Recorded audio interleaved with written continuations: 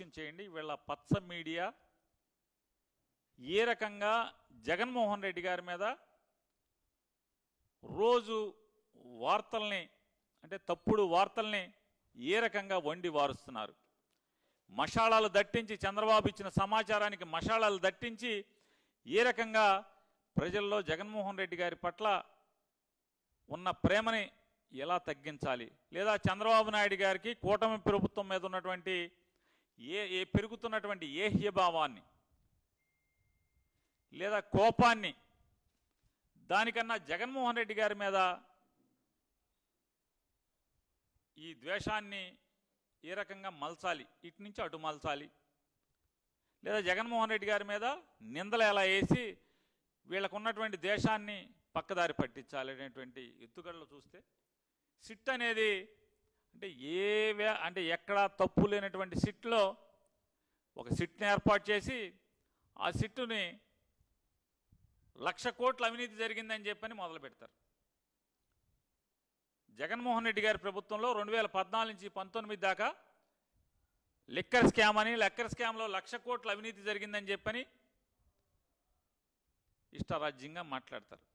దాంట్లో ఆన్లైన్ పేమెంట్లు జరగలేదు, అంతా క్యాష్తో జరిగింది, అది జరిగింది, ఇది జరిగిందని చెప్పాను.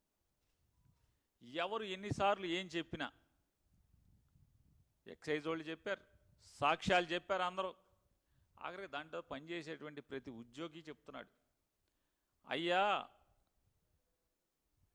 ప్రభుత్వ దుకాణాన్ని నుంచి, అంటే ఆంధ్రప్రదేశ్ రాష్ట్ర బెవరేజెస్ కార్పొరేషన్కి వచ్చేటువంటి ప్రతి సీసా మీద క్యూఆర్ కోడ్ ఉంటుంది. తయారయ్యేప్పుడే ఒక క్యూఆర్ కోడ్ ఇస్తారు. ఆ క్యూఆర్ కోడ్ ప్రకారమే అది ఏపీబీఎస్ఎల్కి వస్తుంది. ఏపీబీఎస్ఎల్ నుంచి ప్రభుత్వ షాపులకు వస్తాయి. ప్రభుత్వ షాపుల నుంచి ప్రతి సీసా అమ్మేప్పుడు దాన్ని స్కాన్ చేసి అమ్మాలి, అది లెక్క అప్పచెప్పాలి, సాయంత్రానికి బ్యాంకులో జమ చేయాలి. జమ చేయకపోతే మర్నాడు ఎక్సైజ్ అధికారులని, సంబంధిత ఎక్సైజ్ అధికారులని, దాంట్లో పనిచేసే వాళ్ళని కూడా అందరినీ కూడా పోలీస్ స్టేషన్లో కేసు పెట్టి లోపలేయటం జరుగుతుంది. ఇట్లాంటి పలు సంఘటనలు జరిగి ఉన్నాయి. సాయంత్రానికి అమ్మకాలు, అంటే రాత్రి షాపు మూసేలోపు క్యూఆర్ కోడ్ ప్రకారం ఎన్ని సీసాలు అమ్మితే అన్ని సీసాలకి మర్నాడు బ్యాంకు తెరవంగానే డబ్బు జమ చేయకపోతే ఎంత తగ్గితే అంతకి ఎక్సైజ్ ఇన్స్పెక్టర్తో సహా సంబంధిత ఎస్ఐ కానీ, సిఐ కానీ, మిగతా కాంట్రాక్ట్ ఎంప్లాయీస్ కానీ అందరినీ కూడా పోలీసులు అరెస్ట్ చేయడం అనేది ఎన్నో కేసుల్లో జరిగింది. ప్రతి నిత్యం జరుగుతుంది. ఎక్కడెక్కడ 19 నుంచి 24 దాకా జరిగింది. ఇది జరిగిందా అంటే ఓన్లీ జగన్ గారి దగ్గరే జరిగిందా అంటే నారా చంద్రబాబు నాయుడు గారు 2014 నుంచి 19 దాకా కూడా ముఖ్యమంత్రిగా ఆయన ప్రభుత్వం నడిపినప్పుడు కూడా చంద్రబాబు నాయుడు ప్రభుత్వం కూడా బ్రాందీ షాపుల్ని ప్రభుత్వం నడిపింది. చాలా మున్సిపాలిటీల్లో నడిపింది, 100 షాపులు నడిపింది. ఆ షాపుల్లో కూడా నగదుకే అమ్మారు. అలాగే దానిలో కూడా జగన్మోహన్ రెడ్డి గారి ప్రభుత్వంలో లాగా చెక్స్ అండ్ మెజర్స్ లేవు. చెక్స్ లేకపోవటం వల్ల ఎప్పుడో 6 నెలలకో సంవత్సరానికో తెల్లారేక అప్పుడు వీళ్ళు నిద్రలేసి చూసుకుంటే 1,00,000 కోట్లు దోపిడీ జరిగితే వాటి మీద కేసులు కట్టి సస్పెండ్ చేసినటువంటి ఉద్యోగస్తులు ఎంతోమంది ఉన్నారు. నారా చంద్రబాబు నాయుడు గారి ప్రభుత్వంలో కూడా, నారా చంద్రబాబు నాయుడు గారి ప్రభుత్వం కూడా ప్రభుత్వం నడిపినటువంటి మద్యం షాపుల ద్వారా క్యాష్కే అమ్మింది. మరి అప్పుడు ఏం చేశారు? అప్పుడు మీరెంత మూట కట్టుకున్నారు? ఇటువంటి తప్పుడు మాటల్లో ఈ 1,00,000 కోట్లని ముందేం చెప్పారు?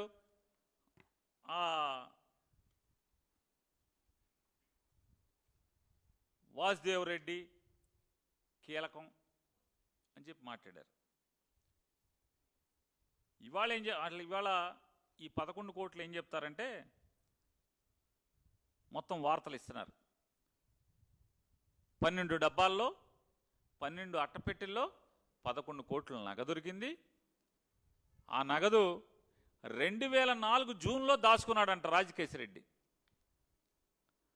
2004 జూన్లో అట్టపెట్టెలో పెట్టి దాచుకున్నాడంట. 12 అట్టపెట్టెల్లో 11 కోట్లు అక్కడ దాచుకున్నాడంట. ఇప్పుడు వీళ్ళు వెళ్ళి పట్టుకున్నారంట. రాజకేశ్ రెడ్డిని అరెస్ట్ చేసి అన్నాళ్ళేంది 100 రోజులు అయిపోయినట్టుంది. 100 రోజుల క్రితం రాజకేశ్ రెడ్డిని అరెస్ట్ చేసినప్పుడు ఏం చెప్పారు? రాజకేశ్ రెడ్డి అరెస్టు, ఏబిఎన్ కలుగు నుంచి బయటకు వచ్చిన లిక్కర్ డాన్, గోవా నుంచి విమానంలో హైదరాబాద్కు, అటు నుంచి చెన్నైకి వెళ్ళాలని పథకం, రాజ్ ఎత్తుకు సిట్టు చెక్కు, వైసీపీ వాళ్ళ మధ్య బేరాలేసి తప్పించుకుని తిరుగుతున్న ఆయన ఎత్తు చిత్తు చేశారంట పోలీసులు. దీంట్లో ఇతను రాస్తారేంటంటే అతను ఒక మేధావి, పెద్ద క్రిమినల్, సూత్రధారి, పాత్రధారి, అసలు అతను మేధస్సు అమోఘం, పెద్ద స్కామ్ చేశాడు, అది ఇదని చెప్పి అతన్ని, అంటే అతని బుర్ర చాలా క్రిమినల్ బుర్ర, ఎవరికి దొరకదు, అద్భుతమైన మేధావి, ఆహా ఓహో, ఇంత క్రిమినల్ ఇంత లిక్కర్ డాన్ మనకెక్కడ దొరకడు ప్రపంచంలో అని చెప్పి ఆకాశానికి ఎత్తి రాస్తారు వాళ్ళ పేపర్లోనే. మరి ఇంత ముదురయ్యుండి ఈ రాజకేశ్ రెడ్డి అనేవాడు ఇంత ముదురయ్యుండి పెద్ద క్రిమినల్ లిక్కర్ డాన్ అయ్యి 100 రోజుల క్రితం మరి ఇంత క్రిమినల్ అయితే నాకు చిన్న అనుమానం, గోవా నుంచి హైదరాబాద్ విమానంలో వస్తాడు ఎవడన్నా క్రిమినల్, పెద్ద ముదురు క్రిమినల్, ఎందుకు వచ్చాడు?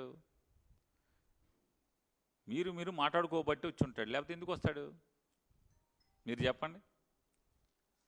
ఎవడన్నా తప్పించుకునేవాడు అంత మేధావి, అంత క్రిమినల్, అంత బద్ద లోతైన బుర్ర ఉన్నాడు, అంటే క్రిమినల్ ఆలోచనలు ఉన్నాడు, లిక్కర్ డాన్ అయినాడు, ఆధార్ కార్డు పెట్టి పాస్పోర్ట్ పెట్టి ఫ్లైట్ టికెట్ కొనుక్కుని రెడ్ కార్నర్ నోటీస్ ఉండగా విమానంలో వస్తాడు.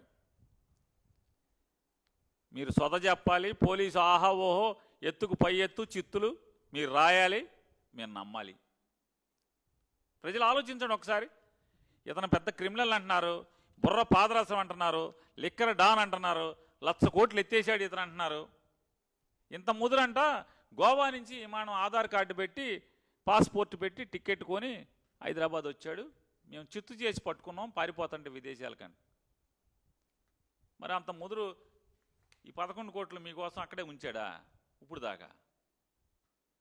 ఇవాళ ఏంటంటే ఏ డబ్బు దొరికినా, ఎక్కడ ఎవరి దగ్గర ఏ డబ్బు దొరికినా, ఎందుకంటే సంవత్సర కాలంగా ఎక్కడా దీనికి ఆధారాలు దొరికిన పరిస్థితులు లేవు ఎక్కడా కూడా.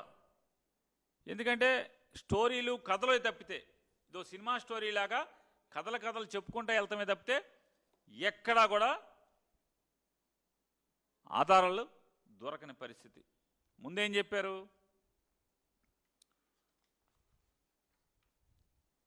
ఈ కేసు మొదలవ్వగానే, అంటే వీళ్ళు ప్రభుత్వం రాగానే ఎంక్వైరీ చేసి సిట్టుతో వాసుదేవ్ రెడ్డి అనేటువంటి ఒక అధికారి ఈ మొత్తం లిక్కర్ స్కామ్కి 1,00,000 కోట్ల లిక్కర్ స్కామ్కి కింగ్ పిన్, అతన్ని వేసేసాం, అయిపోయింది, అతన్ని పట్టుకున్నాం, అతని దగ్గర నుంచి జగన్కి వెళ్ళిపోయిన డబ్బులు మొత్తం ఇదంతా ఇది చేశారని చెప్పని రోజు వార్తలు రాశారు. వాసుదేవ్ రెడ్డి పట్టుకున్నారు, వాసుదేవ్ రెడ్డిని రకరకాలుగా చేశారు. అతను నన్ను బెదిరిస్తున్నారు, కొడుతున్నారు, నా కుటుంబాన్ని హింసిస్తున్నారు, జగన్ గారి పేరు చెప్పండి, లేకపోతే మిగతా వాళ్ళ పేర్లు చెప్పండి, ఎవరో ఒకళ్ళ పేర్లు చెప్పమని చెప్పి నన్ను హింసిస్తున్నారని చెప్పి హైకోర్టులో వేసాడు అతను కేసులు. ఇవాళ అతను అయిపోయాడు. అతను అయిపోయిన తర్వాత విజయసాయిరెడ్డి పేరు చెప్పారు.